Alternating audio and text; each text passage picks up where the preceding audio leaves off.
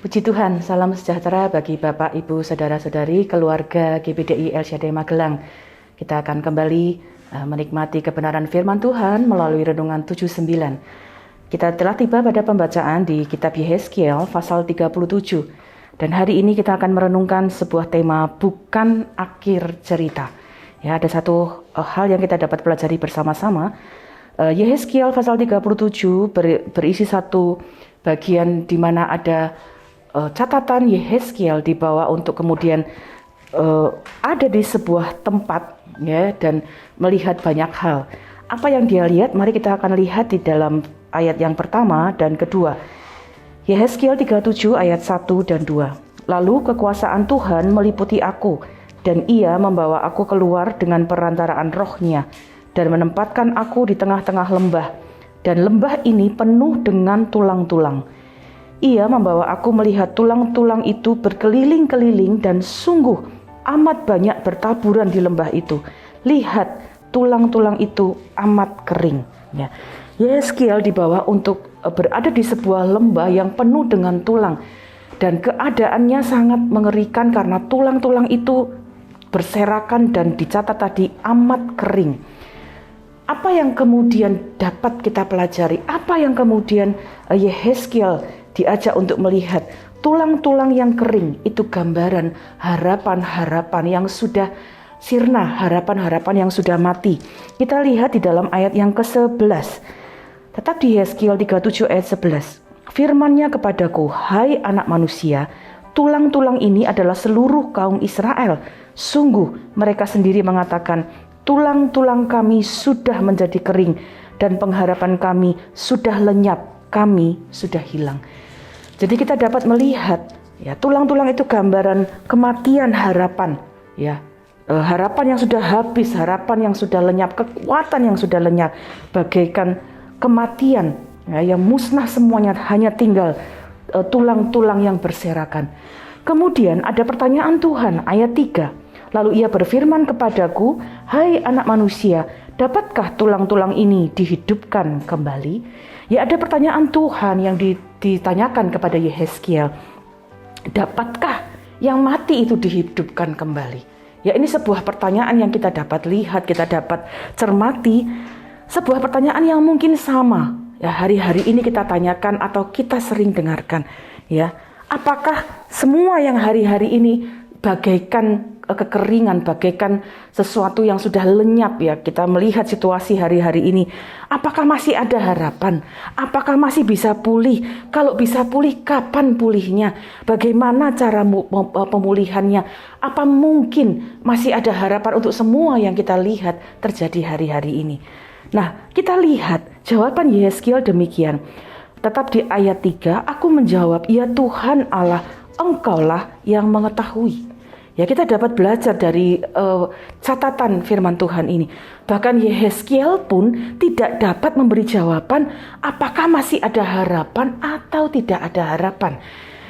Ya, dia hanya dapat mengetahui, ya Tuhan, Engkau yang mengetahui. Dan dapat dijelaskan di sini bahwa Yehezkiel mengatakan, dapat kita simpulkan, dia sampai kepada satu jawaban, saya tidak tahu Tuhan, bagaimana lagi dengan situasi yang harus saya hadapi. Nah, kita sama dengan Yehezkiel hari-hari ini.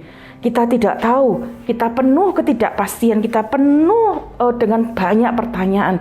Bahkan mungkin kita ada sebagian kita yang hidup dalam kebingungan, kebimbangan, kekhawatiran, bahkan kehilangan harapan.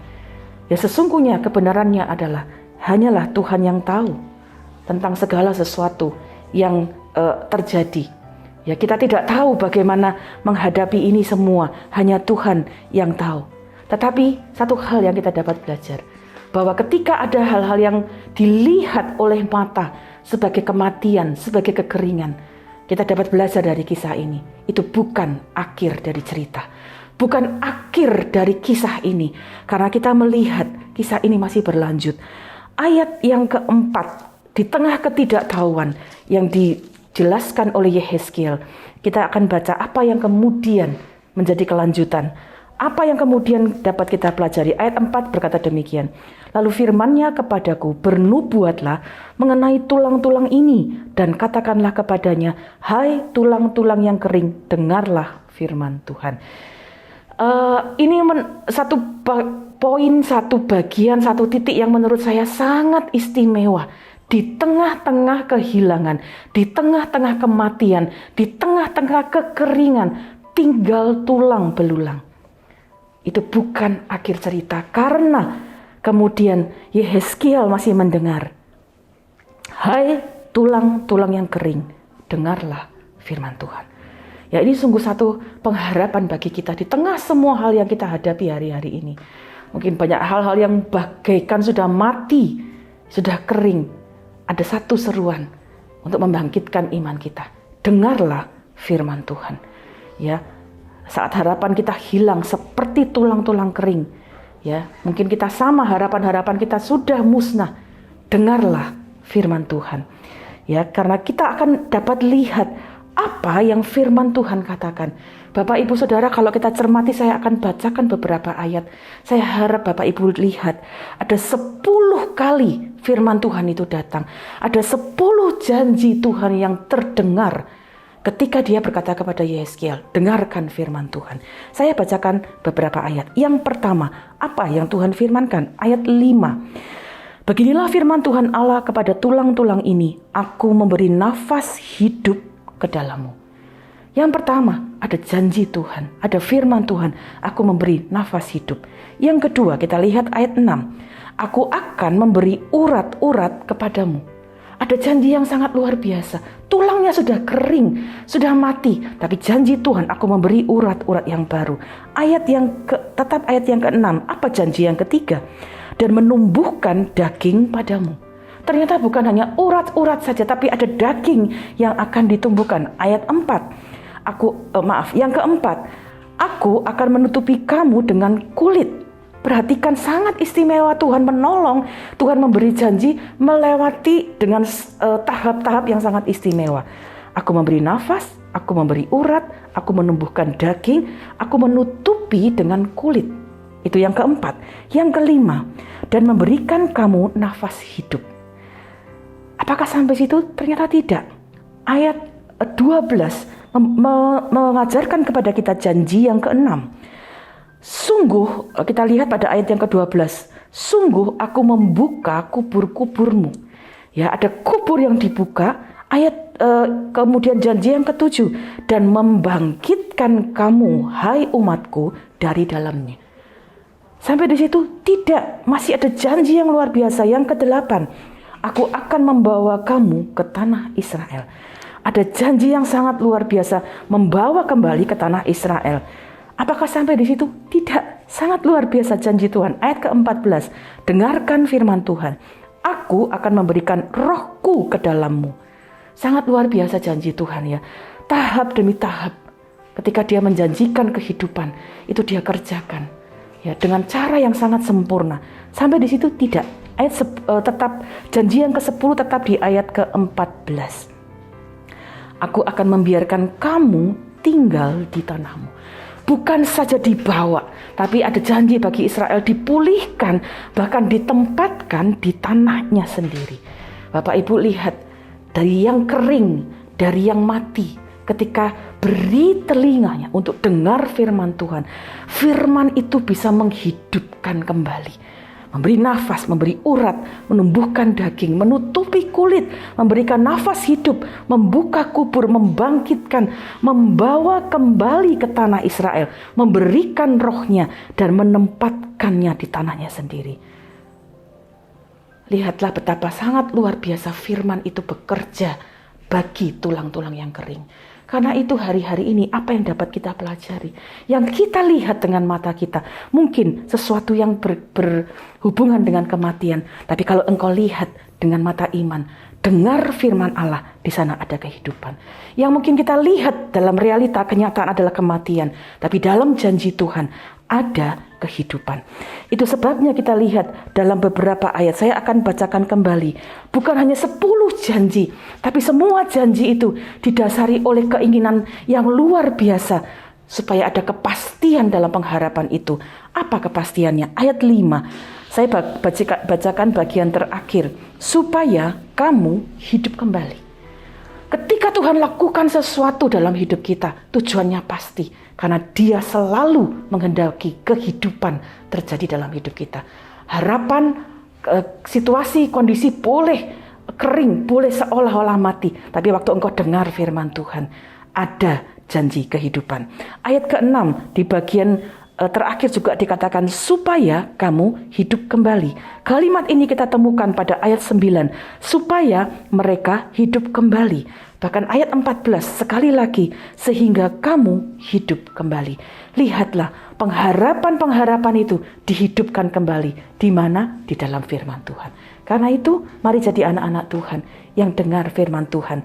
Kalau hari-hari ini pengharapan kita seolah-olah hilang, kita kehilangan arah, kita kebingungan, kita tidak tahu harus berbuat apa. Kita punya banyak pertanyaan, kapan pandemi ini berakhir? Kapan kita bisa lepaskan masker kita ketika beraktivitas? Kita lepas masker dengan bebas di semua tempat. Kapan kita bisa kemudian anak-anak mungkin tanya, kapan kita bisa sekolah lagi? Ya, kapan kita bisa bekerja dengan leluasa? Banyak hal yang mungkin tidak mudah kita hadapi hari-hari ini. Tapi jangan putus asa, jangan menyerah. Ini bukan akhir cerita kehidupan kita. Karena sesungguhnya waktu kita cari Tuhan, kita minta firman-Nya, ada janji, ada petunjuk, ada kehidupan untuk kita bisa lewati itu semua. Karena Matius 4 ayat 4 berkata demikian. Tetapi Yesus menjawab, ada tertulis, manusia hidup bukan dari roti saja, tetapi dari setiap firman yang keluar dari mulut Allah. Ketika harapan-harapan kita musnah hari ini, dengar firman Tuhan. Waktu engkau dengar firman, terima firman, percaya kepada firman, melakukan petunjuk firman, itu akan menghidupkan kita, memberikan kita petunjuk, sehingga langkah-langkah kita akan menjadi langkah-langkah yang dapat selalu menuju kepada kehidupan. Mazmur 119 ayat 50. Inilah penghiburanku dalam sengsaraku, bahwa janjimu menghidupkan aku. Kiranya hari ini sama seperti Yehezkiel, ketika dia melihat, mendengar apa yang Tuhan firmankan, maka janji Tuhan itulah yang menghidupkan. Saya bacakan ayat 7 sampai ayat 10. Lalu aku bernubuat seperti diperintahkan kepadaku, dan segera sesudah aku bernubuat, kedengaranlah suara, sungguh suatu suara berderak-derak, dan tulang-tulang itu bertemu satu sama lain. Sedang aku mengamat-amatinya, lihat, urat-urat ada, dan daging tumbuh padanya, kemudian kulit menutupinya, tetapi mereka belum bernafas. Maka firman-Nya kepadaku, bernubuatlah kepada nafas hidup itu, bernubuatlah hai anak manusia, dan katakanlah kepada nafas hidup itu, beginilah firman Tuhan Allah, hai nafas hidup, datanglah dari keempat penjuru angin, dan berembuslah ke dalam orang-orang yang terbunuh ini, supaya mereka hidup kembali. Ayat 10. Lalu aku bernubuat seperti diperintahkannya kepadaku, dan nafas hidup itu masuk di dalam mereka, sehingga mereka hidup kembali. Mereka menjejakkan kakinya, suatu tentara yang sangat besar. Tulang-tulang yang kering menjadi tentara yang sangat besar. Kapan? Ketika ada firman yang didengar, dilakukan, dan mengizinkannya dikerjakan. Karena itu, hari-hari ini di tengah semua hal yang kering, ingatlah ada janji kehidupan di dalam Tuhan. Pegang firman Tuhan, cari firman Tuhan, lakukan firman Tuhan. Itu akan menghidupkan kita. Amin. Mari kita berdoa bersama-sama. Bapa di dalam surga, kami mengucap syukur karena kami percaya setiap firman yang Engkau tuliskan, setiap hal yang kami dapat belajar dari firman-Mu, mengajarkan kami untuk selalu punya pengharapan, ada janji kehidupan di dalam Engkau. Bahkan kami dapat belajar dari tulang-tulang yang kering pun, Engkau dapat melakukan mujizat, memulihkan, menjadi tentara yang besar, tentara yang menang.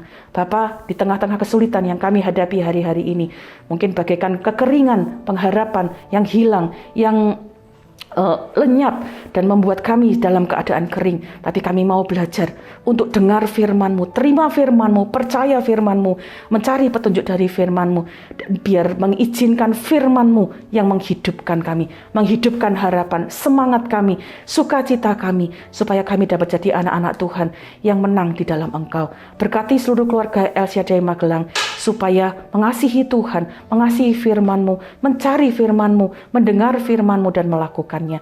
Dan kemenangan dari Tuhan, kehidupan menjadi bagian dalam kehidupan kami. Semua kesulitan yang kami hadapi ini bukan menjadi akhir cerita kehidupan kami, tapi kami tahu di dalam Tuhan ada janji kehidupan, ada kelanjutan kehidupan yang luar biasa. Kami mengucap syukur untuk firman-Mu. Kiranya keluarga GBDI El Shaddai Magelang yang mengasihi Tuhan bagaikan matahari terbit dalam kemegahannya. Terima kasih Bapa, kami mengucap syukur untuk firman-Mu. Di dalam nama Tuhan Yesus Kristus kami berdoa. Haleluya. Amin.